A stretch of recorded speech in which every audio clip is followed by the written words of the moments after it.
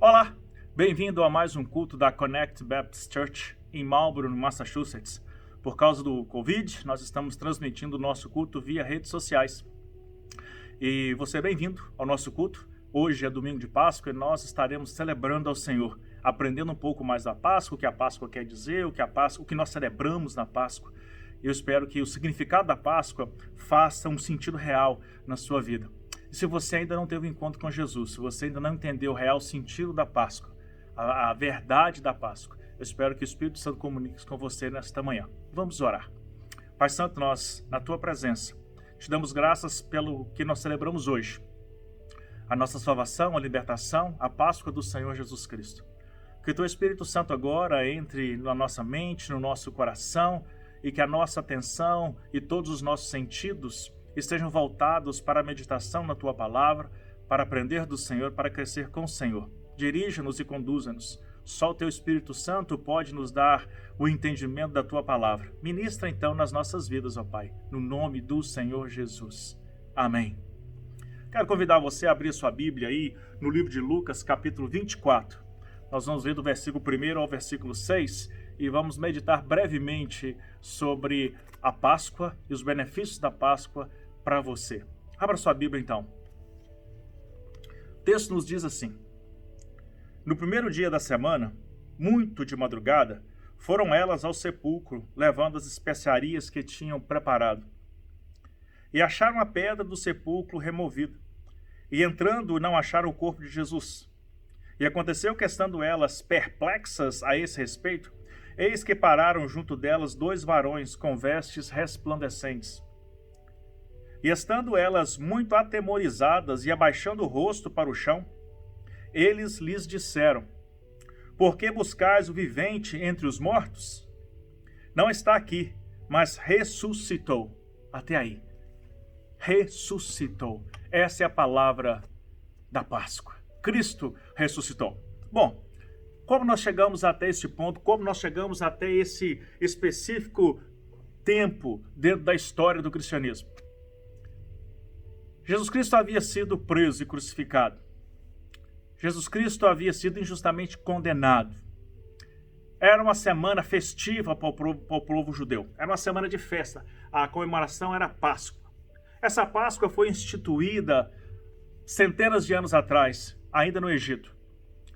Quando Faraó, com o coração endurecido, não quis libertar o povo do Senhor para que eles fossem para a terra prometida. O povo do Senhor aqui são os descendentes de Abraão, aqueles filhos de Jacó que foram para o Egito, onde José já estava reinando e governando.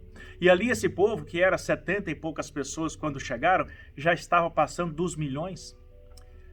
Deus então queria dar a esse povo, cumprir na vida desse povo a promessa que havia feito a Abraão. Deus então endureceu o coração de Faraó e Faraó não permitiu que os filhos dele, os seus servos, deixassem o Egito. Uma última praga veio, a morte dos primogênitos. Então o Senhor disse a Moisés que orientasse o povo, que cada um matasse um cordeiro, limpo, puro, sem manchas, nem mácula nenhuma, e espargisse nos portais da casa, passasse nos portais da casa, porque naquela noite o anjo do Senhor passaria, e a casa que não estivesse com a marca do cordeiro, com o sangue do cordeiro nos seus portais, o primogênito daquela família morreria. Essa foi a Páscoa, a primeira Páscoa. O povo teve que assar os pães às pressas, sem fermento, tiveram que comer aquele pão ali, com ervas amargas, e partiram em viagem. O povo saiu às pressas. Páscoa, então, é libertação. É Deus libertando o seu povo. É Deus em busca do seu povo. E essa é uma das festas oficiais dos judeus. Essa é uma das festas oficiais do cristianismo, muito além do judaísmo e do cristianismo. E os judeus comemoravam essa festa todos os anos. E nessa semana, a festa seria comemorada em Jerusalém. Jerusalém estava cheia de peregrinos de toda aquela região, dos mais de perto e dos que vieram de longe. E o povo veio para adorar ao Senhor. Jesus Cristo, no domingo passado, também chegou em Jerusalém. Lembra do domingo de Ramos? A celebração da chegada do Senhor? Hosana ao Rei. A multidão cantava, cobria os caminhos com folhagens. Jesus chega então em Jerusalém para a sua última passagem por ela antes do sacrifício. Nós vimos na semana passada o que Jesus fez durante a semana. Nós entendemos, de acordo com o texto que lemos, que na quinta-feira aí, à tarde, ele sentou-se para cear com seus discípulos. E ali Jesus, ele cria um novo pacto com a humanidade. Nós vamos, depois do culto, celebrar a ceia. E a ceia representa o sacrifício de Jesus. Na ceia ele diz: esse é o novo pacto no meu sangue. Jesus, então, ele senta, ele celebra a ceia com seus discípulos e diz que um deles o trairia, e eles já começaram a ficar perturbados. Como assim? Como alguém pode trair o Senhor, o nosso amigo, que já caminha conosco há mais de 3 anos? O Senhor que lidera esse movimento que nós estamos criando. Fizeram a refeição, Jesus foi para o monte orar na madrugada e foi preso. Injustamente, traído por Judas, preso, julgado de uma maneira injusta, condenado, e na manhã seguinte açoitado, já com as suas costas dilaceradas, o seu corpo dilacerado pelas chicotadas, carrega uma cruz para o Calvário, onde ele é então crucificado. Ali os seus discípulos acompanhando tudo aquilo, assustados e atemorizados, não podiam acreditar que isso estava acontecendo. O mestre, o rei que iria libertar Israel, queria restituir o reinado a Israel, o Messias, o enviado de Deus, que curou a muitos, deu vista aos cegos, ressuscitou mortos, agora despendurado numa cruz. Não, isso não é possível. Se nós nos colocarmos naquele momento junto dos discípulos de Jesus, qual seria o nosso sentimento? Que reações nós teríamos?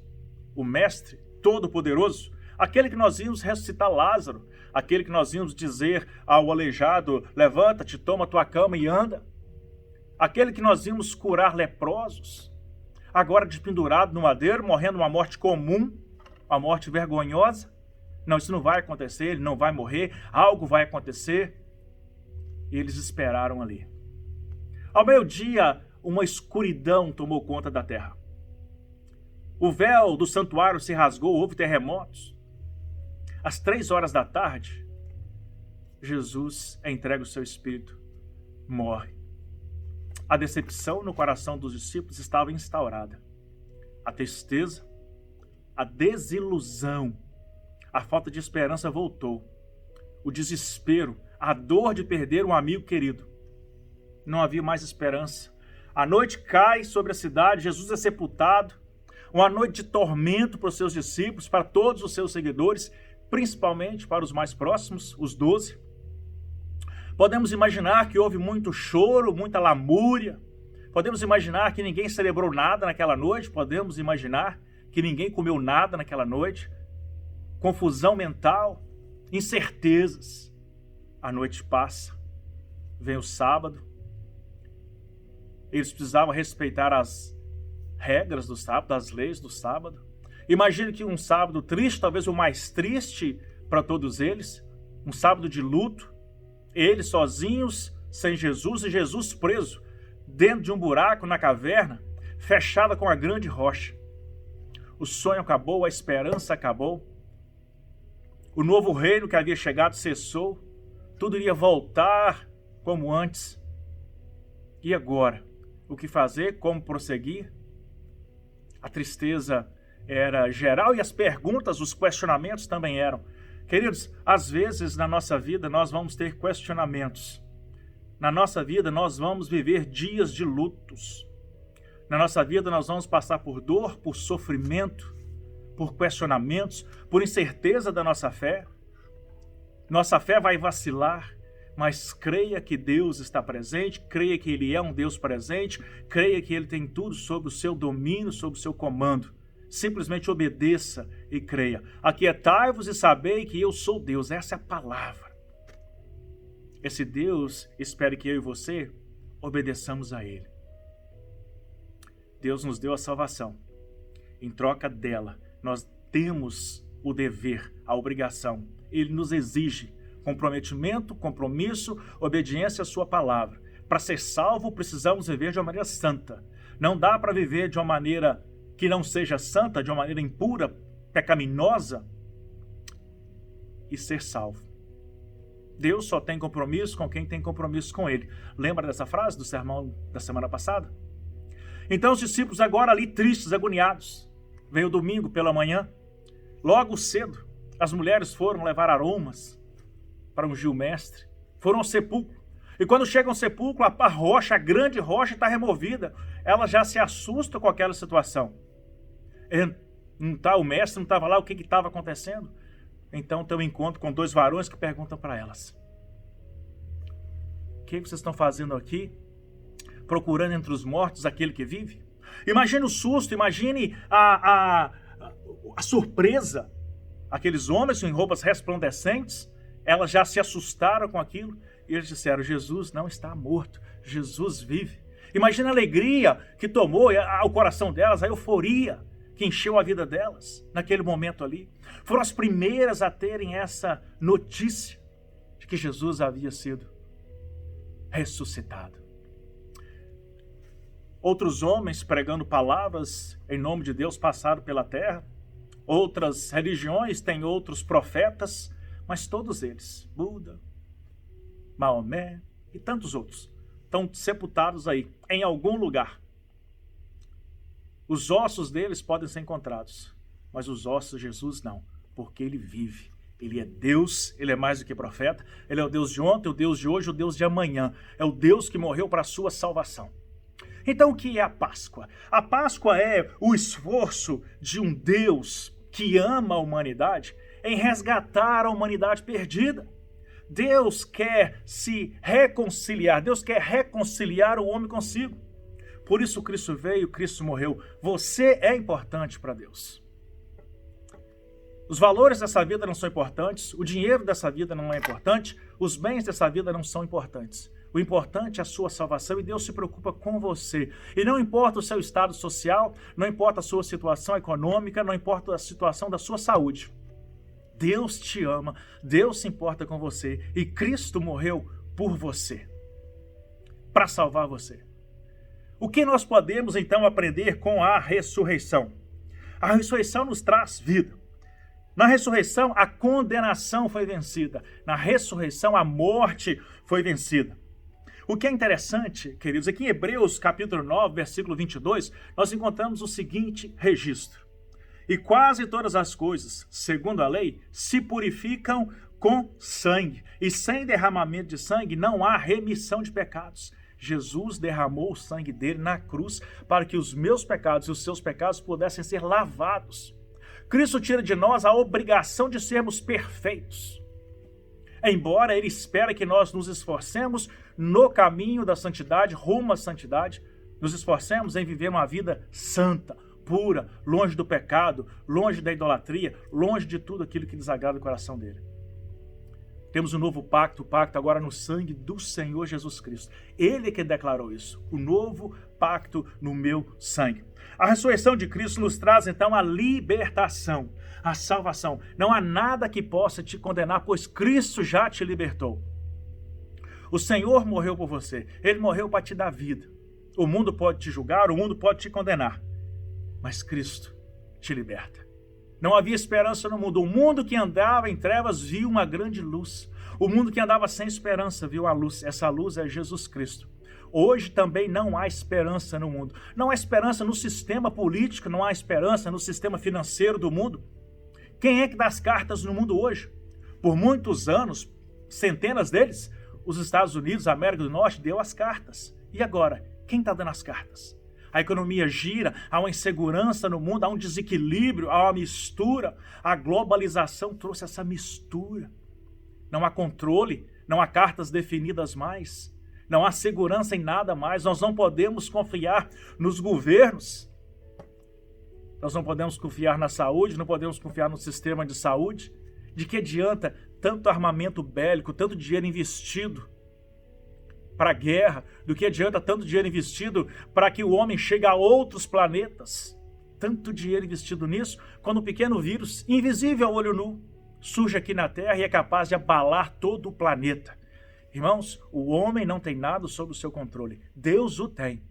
O homem é soberbo e não é capaz de controlar nada. O homem não é capaz de acrescentar um dia a mais à sua vida. De que vale todo o dinheiro do mundo se não há cura para esse vírus? Jesus Cristo é a salvação que nós precisamos. A nossa certeza, o nosso porto seguro. Aquilo que é inabalável e imutável no mundo é Jesus Cristo. Nada, tudo no mundo é inconstante. A única constância que temos é Cristo, é Deus. Ele é o alfa e o ômega, o princípio e o fim. Ele estava no começo de todas as coisas e ele vai estar na conclusão de todas as coisas. Todo olho o verá. É isso que a Bíblia diz. Todos nós, quando morrermos, acreditando em Deus ou não, veremos o Senhor e seremos por ele julgados pelas nossas atitudes. Mas muito mais do que nos condenar, Deus quer nos salvar. Jesus não morreu para condenar, Jesus morreu para salvar, e ele quer salvar você, e essa salvação é de graça. A ressurreição, então, de Cristo nos abre um caminho para o céu. Ele venceu a morte, então ele pode nos dar a vida. Imagina a tristeza que aconteceu na sexta-feira. Os discípulos tristes, né? No sábado, mais tristeza, lamúria. Mas a celebração no domingo da Páscoa. Cristo ressuscitou. Ele havia ressuscitado como prometeu que faria. E ele está vivo hoje. Conhece o seu coração, conhece a sua vida e quer ter um relacionamento com você. Nós vemos que o anjo faz uma pergunta incisiva para aquelas mulheres. Por que buscais entre os mortos aquele que vive? Jesus Cristo estava vivo. E elas voltaram então para dar a notícia ao restante dos apóstolos. A boa nova, Jesus Cristo estava vivo. Jesus Cristo está vivo hoje. O mundo hoje vive uma crise. Nós estamos em abril. Hoje é dia 12 de abril de 2020. O mundo vive uma crise. O vírus chamado Covid tem assolado a humanidade, tem tirado a vida de muitos. Mas graças a Deus, muitos têm superado esse vírus. E a gente sabe que tudo isso vai passar. Mas há um grande questionamento, há uma grande incerteza. Quando essa crise passar, qual será a situação financeira dos países? Haverá uma grande recessão mundial? O que vai acontecer? Tudo isso são incertezas e questionamentos nossos. Mas Deus é o Deus do ontem e do amanhã, Deus é onipresente, onipotente, Ele sabe todas as coisas, Deus tem tudo sob controle. Entrega o teu caminho ao Senhor, confia nele e Ele tudo fará. Descansa no Senhor. A vida é um vapor que se esvai, meus queridos. Ela vai acabar. A cada dia que passa é um dia mais próximo do fim que nós temos. E quando a sua vida acabar, qual vai ser o destino da sua alma? A ressurreição de Cristo é para que a sua alma tenha um destino certo, o destino do céu, do descanso no lado do Pai. Aqueles que negarem a Cristo, aqueles que não aceitarem a Cristo, viverão eternamente também, mas no lago de fogo e enxofre, com o diabo e os seus anjos. Que destino vai ter a sua alma? A ressurreição de Cristo nos garante a salvação. Na ressurreição de Cristo, portas foram abertas. A primeira porta a ser aberta foi a porta do sepulcro. O sepulcro não pôde prender o mestre. Não foi capaz, o rochedo não foi capaz de prendê-lo, de segurá-lo. Também Cristo abriu as portas do céu para toda a humanidade. Agora a salvação não era mais só para os judeus, agora a salvação é para todos aqueles que creem em Deus. Também nos deu a salvação, irmãos, a oportunidade de sermos salvos. A salvação é oferecida a cada um de nós gratuitamente. Você não é obrigado a aceitar, Deus não vai te obrigar a nada. Você é livre, a oferta é feita voluntária de Jesus Cristo. E aqueles de nós que voluntariamente aceitamos o presente de Cristo, que é a salvação, devemos ter um viver conforme o seu estilo de vida. Não conforme o padrão do mundo, mas conforme o padrão de Cristo. Qual é o padrão de vida que você quer viver? Jesus Cristo abriu a porta para que todos nós pudéssemos ter acesso ao Pai. O mundo estava em trevas, sem esperança, Ele trouxe novidade de vida, Ele trouxe esperança de vida, Ele trouxe um renovo de vida. Foi Jesus que abriu o caminho para os céus, não há outro meio de ir. Esse é o hino do nosso cantor cristão, e Jesus Cristo diz, eu sou o caminho, a verdade e a vida. O caminho que leva aos céus não é um caminho fácil, ele é um caminho que exige de nós dedicação, compromisso, vontade e determinação. Muitos entram por esse caminho e desistem do caminho, porque a Bíblia diz que esse caminho é estreito e apertado. Muita gente não quer andar nesse caminho difícil. Muita gente prefere a bagunça, a desorganização que vive o mundo. Mas o caminho que leva aos céus, ele exige de nós comprometimento e compromisso. Jesus Cristo diz, quem quiser vir após mim, negue-se a si mesmo. Então não é a sua vontade, é a vontade de Cristo. Não é a minha vontade, é a vontade de Cristo. Tome cada dia a sua cruz. e siga-me. Tomar a cada dia a cruz é assumir o seu compromisso, as suas responsabilidades e seguir a Jesus. Na ressurreição de Jesus, ele garante a nossa salvação. Ele disse em João 14, de 1 a 3, não se turbe o vosso coração. Crede em Deus, crede também em mim. Na casa de meu pai há muitas moradas. Se não fosse assim, eu vos teria dito.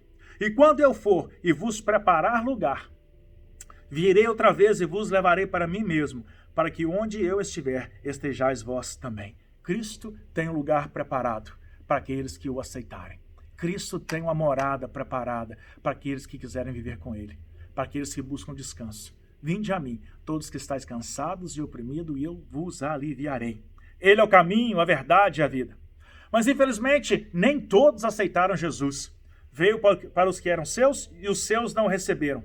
Mas a todos quanto o receberam, deu-lhes o poder de serem feitos filhos de Deus, aos que creem no seu nome. Nem todo mundo vai aceitar Jesus Cristo. E é lamentável para aqueles que não aceitam, porque a condenação é verdadeira. Nem todo mundo vai entender a mensagem, muita gente vai achar duro esse discurso, muita gente vai achar pesado essa mensagem, muita gente não vai querer seguir a Cristo. E a condenação espera aqueles que não quiserem Cristo. Só um caminho, irmãos, Jesus Cristo. E ele veio para todos. Ele não veio para um povo específico, ele veio para todo mundo. Através da cruz, através de Cristo, a salvação é chegada até nós. Há muita gente que conhece a Jesus, comemora a Páscoa, mas não quer ter um compromisso com ele. A salvação está disponível a todos, mas nem todos vão ter direito à salvação, porque a salvação é para aqueles que querem um compromisso com Deus. Você quer um compromisso com Deus? Ele está de braços abertos, esperando você dizer, sim, Senhor, eu quero. O que é esse compromisso? O compromisso de viver de acordo com o padrão de vida que ele estabelece. Um padrão de vida segundo a Bíblia, a palavra de Deus, segundo o modelo de Cristo. É assim que nós devemos viver. Ah, pastor, então os crentes são perfeitos? Não, longe disso, a começar em mim e toda a comunidade cristã no mundo é pecadora. O diferencial é que nós não gostamos do pecado. Se a gente peca, a gente quer voltar depressa para Deus, a gente se sente mal. E a maravilha da salvação e da graça de Cristo é que se eu pecar e o arrependimento estiver no meu coração, eu posso confessar esse pecado a Deus, abandonar esse pecado e o Senhor me perdoa. Que pecados? Todo e qualquer pecado. Do adultério ao assassinato. Todos os pecados são perdoados por Cristo. Não há nada que Ele não perdoe. Mas eu tenho que abandonar a minha velha maneira de viver e viver de acordo com os princípios de Cristo, obedecendo a Ele. O salmista se pergunta, que darei eu ao Senhor por todos os benefícios que Ele me tem feito? A resposta é, tomarei o cálice da salvação e invocarei o nome do Senhor. Jesus Cristo morreu para salvar você. E essa mensagem é para a igreja presente, para a igreja local, mas é para você também, que vai ouvi-la via internet, que vai ouvi-la aí no seu aparelho eletrônico, no seu computador. Jesus Cristo ama você também. Jesus Cristo quer ter um compromisso com você também. Jesus Cristo morreu por você. A Páscoa é Cristo buscando te salvar. Cristo buscando um encontro com você. Cristo buscando um relacionamento com você. E Jesus te convida. E eu quero orar agora com você, que está aí do outro lado da tela, e que ouviu essa mensagem, e que sentiu o desejo de se entregar a Cristo, que sentiu, que entendeu que está no caminho errado e que precisa de Deus. Eu quero orar com você. É uma oração de confissão e entrega. Eu vou orar e você pode repetir depois de mim, entregando a sua vida ao Senhor. Vamos orar. Senhor Jesus, neste dia eu entendi quem eu sou, eu reconheci a minha situação como pecador, eu entendi a necessidade de estar próximo do Senhor, e eu quero convidar o Senhor a entrar na minha vida, a fazer morada na minha vida. Eu quero a salvação que o Senhor oferece. Eu quero viver uma nova história, a nova história que o Senhor tem para mim.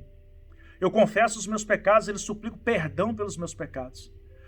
E eu declaro agora que a partir deste dia, eu pertenço ao Senhor Jesus Cristo, e eu vou viver uma vida buscando servir ao Senhor com tudo que tenho e com tudo que sou. Entra na minha vida, faça morada na minha vida, transforma a minha vida. Amém. Se você, que ainda não havia aceitado o Senhor Jesus, fez essa oração, quero orientar você a procurar uma igreja evangélica perto da sua casa. Conte ao pastor sobre a sua decisão e diga, eu preciso de ajuda, eu preciso de orientação. entregue-se ao Senhor. Nós não sabemos quando esse mundo vai acabar, nós não sabemos quando Cristo vai voltar, mas nós sabemos que Ele voltará, porque a promessa é: vou preparar-vos lugar, e Jesus vai voltar para levar você com Ele. Para você que conhece a palavra, já aceitou o Senhor Jesus Cristo, está vivendo uma vida paralela à vida do cristianismo, está vivendo uma vida que confronta Deus, que faz coisas que não agradam o coração de Deus, aproveite a Páscoa, tempo de restauração, tempo de renascimento, tempo de ressurreição.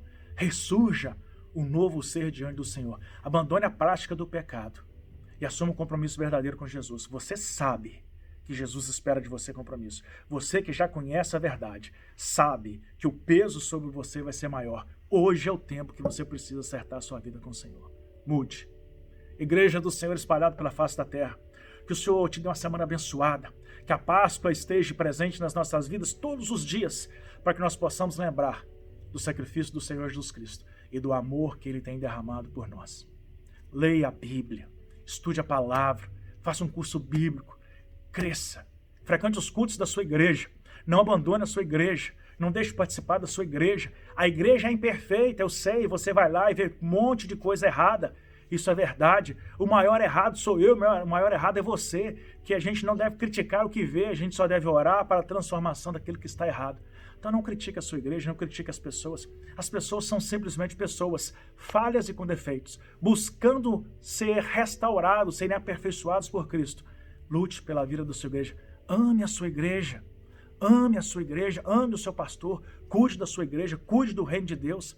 A sua igreja é uma frente de batalha na expansão do reino de Deus. Cada igreja é uma frente de batalha para a expansão do reino de Deus. Nós não lutamos umas contra as outras, pelo contrário, nós somos postos de ataque ao inimigo da igreja de Cristo. Quero orar com você. Feche os seus olhos.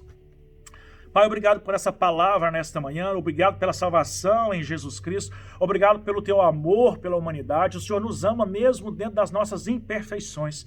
Tu és um Deus perfeito, tu és um Deus magnífico, tu és um Deus que cuida, é um Deus presente, é um Deus que está aqui, é um Deus que está ao lado de cada um, é um Deus que acode aquele que com o coração contrito busca a tua presença.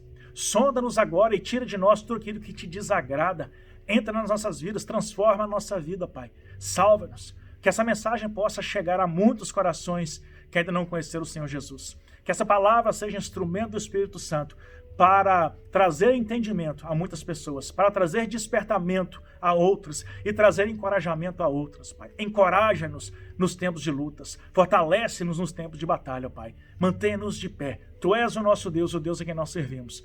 E a nossa certeza é na tua promessa, naquilo que o Senhor disse, que o Senhor Jesus foi preparar-nos lugar no céu. Ó Pai, que nós sejamos dignos de ter uma morada no céu. Perdoa os nossos pecados e ajuda-nos, ó Pai. Que a graça do Senhor Jesus Cristo, que o amor insondável de Deus Pai, que as divinas e santas